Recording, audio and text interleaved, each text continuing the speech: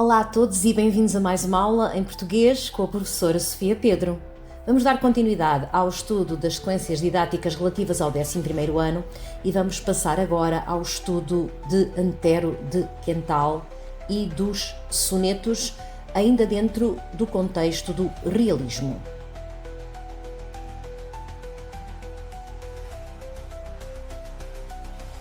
Para começar, vamos só então fazer aqui referência ao facto de Antero de Quental ser um dos pais do realismo português, juntamente com Teófilo Braga, Eça de Queiroz, entre outros jovens da geração de 70. Portanto, temos aqui um grupo de jovens que são jovens estudantes que acabaram de sair então da Universidade de Coimbra, conheceram-se todos lá. O meio universitário é um meio bastante propício à recepção das novas ideias e os jovens são esponjas, portanto, basicamente absorvem tudo o que há de novo e que vem de lá de fora do país. E então temos aqui um grupo de jovens com a cabeça de cartaz de Antero de Quental que acaba por absorver esses ideais e acaba por tentar manifestá-los numa sociedade portuguesa ainda um bocado fechada e que não está muito receptiva a mudanças. Temos aqui 3 dimensões que podemos encontrar na obra de Antero, portanto uma dimensão mais social, em que temos então aqui por parte do escritor uma análise profunda da sociedade, uma tentativa de compreender o que está errado, encontrar as causas, portanto, dos problemas para poder então arranjar soluções. Ao mesmo tempo também temos aqui uma dimensão, uma vertente mais filosófica, com influências, por exemplo, de Hegel, acreditando-se então que a ideia é o objetivo último a atingir, portanto esta parte mais espiritual e não tão física. E também temos aqui uma dimensão mais lírica, mais poética, que podemos dividir mais ou menos em 4 fases, portanto não são fases completamente separadas umas das outras, mas podemos dizer que há aqui 4 fases principais na escrita, na poesia de Antero de Quental. Portanto, a primeira fase pode ser considerada a fase mais inicial dele, dos primeiros anos de escritor, que é uma fase da expressão do amor, mas é um amor muito mais espiritual. A segunda fase já começa aqui a descrever aquele projeto social de que eu falava há bocado, portanto, temos então aqui as preocupações sociais, as ideias revolucionárias de renovação da sociedade, portanto, o apostolado social. Na terceira fase já vamos encontrar aqui um Antero de Quental muito mais sombrio, muito mais dionisíaco, e temos então aqui a fase do pessimismo e da evasão ao sofrimento. E uma última fase em que já começamos a perceber uma característica mais mórbida, portanto, por parte de Antero, que é uma fase mais metafísica, em que temos muita referência a Deus, à morte e o regresso a Deus. Quanto à primeira fase, podemos considerar aqui a produção mais ligada aos dias de juventude de Antero, em que nós vamos encontrar aqui a referência a ideais amorosos, uma vez que faz parte da juventude, portanto, enquanto somos jovens é uma constante dessa vida, mas é uma ideia do amor, da ideia da mulher bastante idealizada, portanto, Antero sonha com a mulher e sonha com o amor, mas também de uma forma muito idealizada. Portanto, o ser amado, o amor é concebido com essa ideia de perfeição, como esse ser perfeito, e podemos então encontrar exemplos dessa idealização ou dessa divinização da mulher em sonetos como, por exemplo, o Ideal, ou Beatrice, ou a Abnegação, ou, por exemplo, até o Idílio. É quase um bocadinho aquela ideia que nós tínhamos em Camões lírico do platonismo, não propriamente a sensualidade que vamos encontrar, por exemplo, em Almeida Garrett, mas esta evasão mais romântica. Portanto, temos aqui uma faceta um bocadinho mais ainda ligada à ideia do romantismo e do amor puro e da divinização da mulher. Portanto, o amor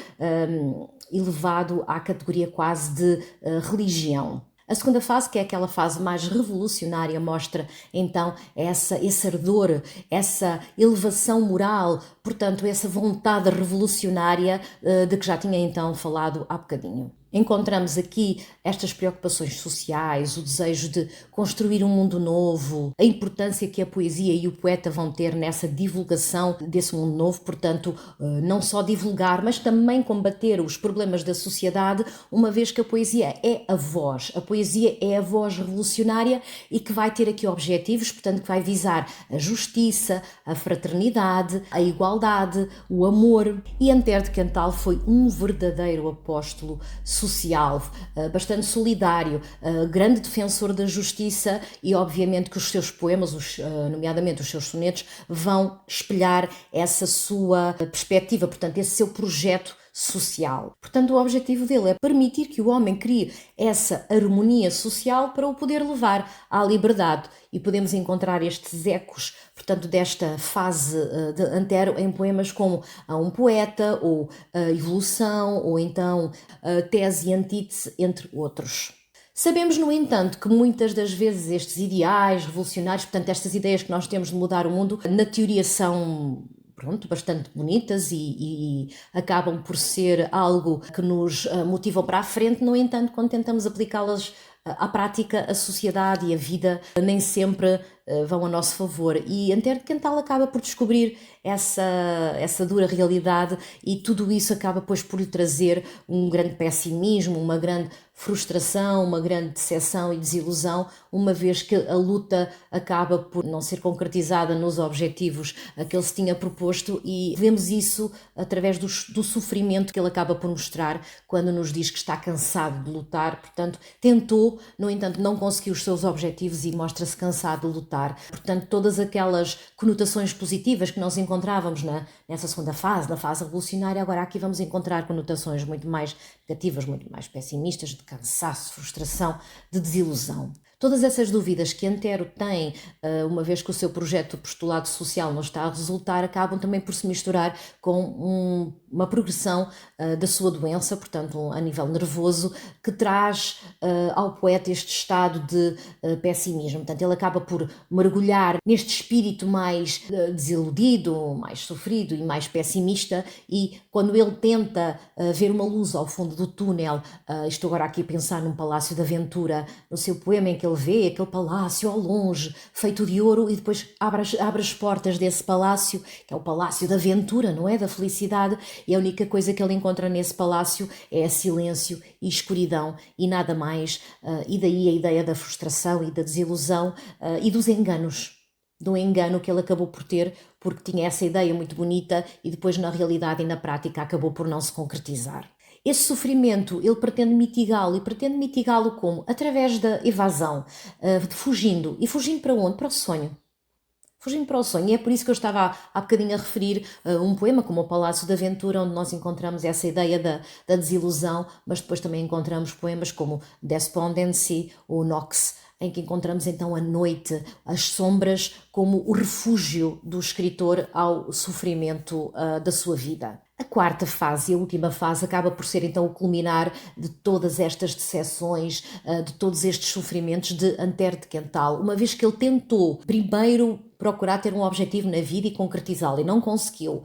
Depois daí veio o sofrimento, e ele tentou libertar-se do sofrimento através da evasão, para o sonho, para a noite, como um refúgio, e no entanto acabou por não conseguir libertar-se desse sofrimento. Resta-lhe então uma única esperança, e esta esperança é a última esperança que as pessoas têm normalmente quando não conseguem encontrar outra, e é precisamente o refúgio em Deus. Portanto, este pensamento do divino, algo que frequentemente também surge associado à ideia de morte. E é esta desilusão com o mundo terreno e com o homem que o faz procurar então esse refúgio em Deus, esse conforto divino. Todo esse pessimismo que ele vai obter e que vai resultar dos seus fracassos na sua vida vão levá-lo então a desejar evadir-se para além do terreno e acabar com o seu sofrimento. E a única hipótese de acabar com o seu sofrimento acaba então por ser a morte, ser acolhido pela morte, por essa noite eterna onde ele vai adormecer e vai descansar dos males que existem na sua vida e também no mundo. E esse abandono, esse descanso merecido, essa resignação após tantos desencantos, tantas desilusões, podem ser encontrados em poemas como, por exemplo, Na Mão de Deus, Solemnia Verba, A um Crucifixo, entre outros.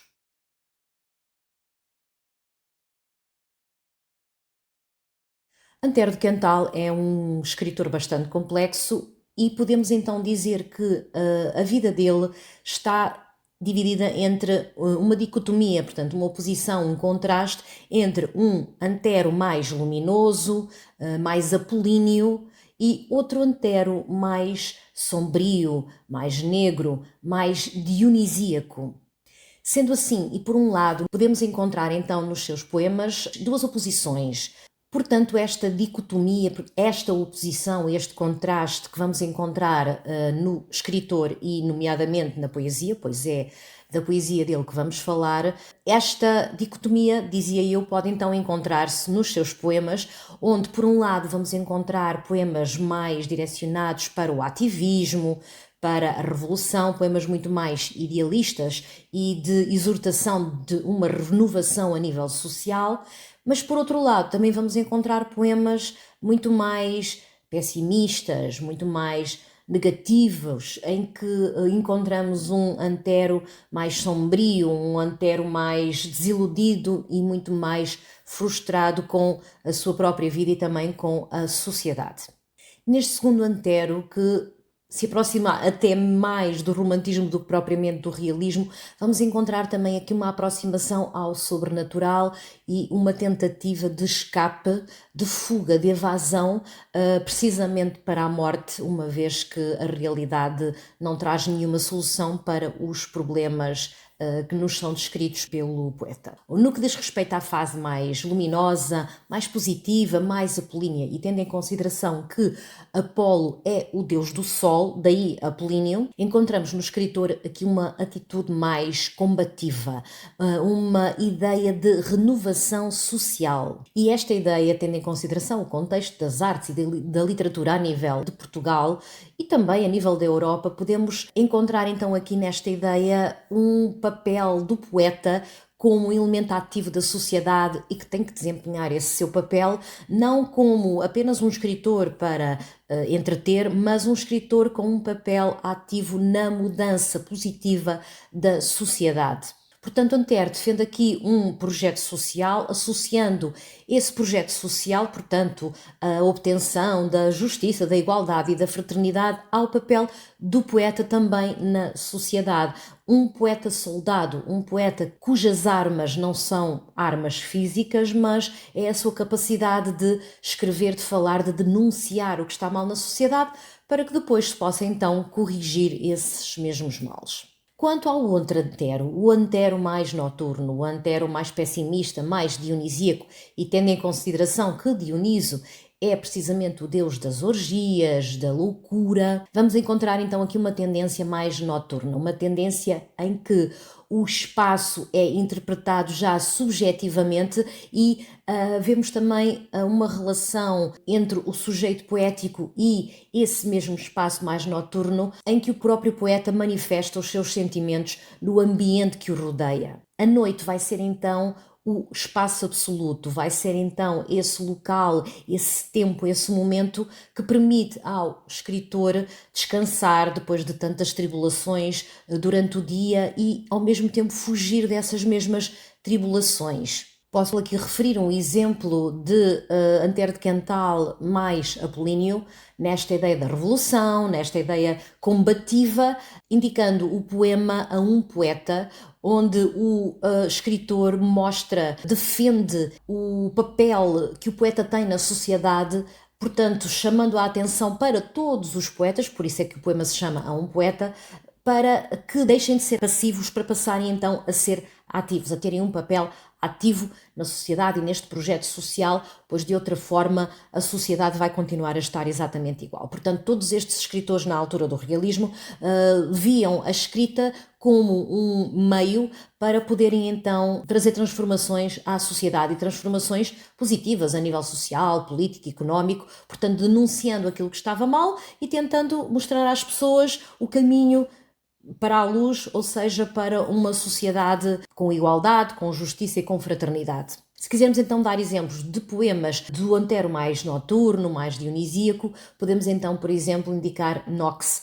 um poema em que a noite surge como um elemento que faz com que o sujeito poético possa descansar das tribulações do mundo e possa adormecer no seio desta noite escura, deste elemento que ele personifica e que acaba por ser quase uma confidente, uma mãe, a alguém em quem ele confia, na qual também pretende então adormecer e esquecer todos os seus sofrimentos.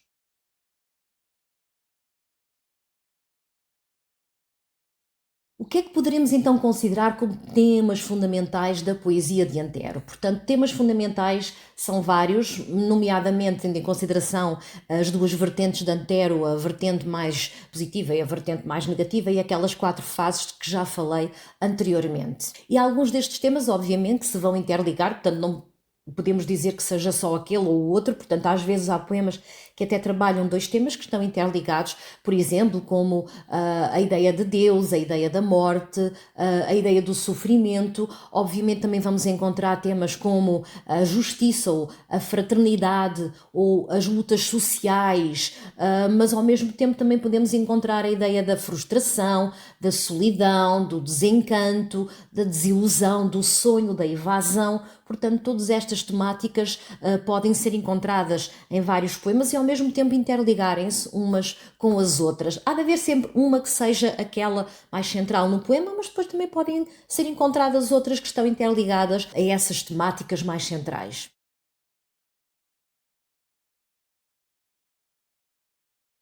Podemos concluir indicando que a poesia de Antero, a escrita de Antero, é algo que ele faz e que ele não consegue separar da sua própria vida, desde a ânsia que ele tem de transformar o mundo e dessa preocupação que ele começou a ter desde jovem, até mesmo depois de sair de Coimbra e mesmo depois de fazer parte daquele núcleo dos jovens da geração de 70, mas ele não consegue separar a sua própria vida da poesia. Portanto, vamos encontrar não só essa ânsia revolucionária e muito racionalista de encontrar este novo mundo que tarda em chegar, mas ao mesmo tempo também encontramos a sua reação a esse fracasso de todos esses projetos e que depois vão estar intimamente ligados com a sua própria doença nervosa, portanto, e que o vão levar então a uma grande depressão e, por fim, ao seu encontro com a morte, com o seu suicídio. A morte acaba por ser para o poeta esta libertação que ele tentava encontrar para o mundo e que não conseguiu, portanto acabou por procurá-la para ele próprio e toda essa frustração acaba por fazer com que ele não consiga evitar o suicídio. E é por isso que encontramos estas dicotomias na poesia de Antero. Encontramos uma grande esperança, uma grande fé, uma grande vontade de combate e depois ao mesmo tempo vamos encontrar também dor, desilusão, um grande sentimento de revolta e um grande pessimismo.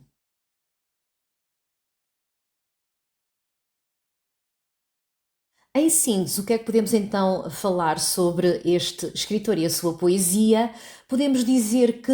Antero vai exprimir nos seus poemas essa revolta, esse inconformismo, essa vontade de mudar uma sociedade que não está bem, obviamente, a nível político, a nível social, a nível cultural, a nível económico, e é uma sociedade muito fechada, é uma sociedade muito retrógrada, é uma sociedade que lhe custa deixar os hábitos para trás, portanto, e olhar para o futuro. E quem é que são as pessoas que têm que fazer isso? Obviamente que são os jovens. E como mestre e mentor desta geração de 70, então a poesia de Antero vai exprimir essas preocupações do ser humano, preocupações que não eram só dele, eram de todos os seus colegas e amigos, precisamente do realismo português, como Teófilo Braga,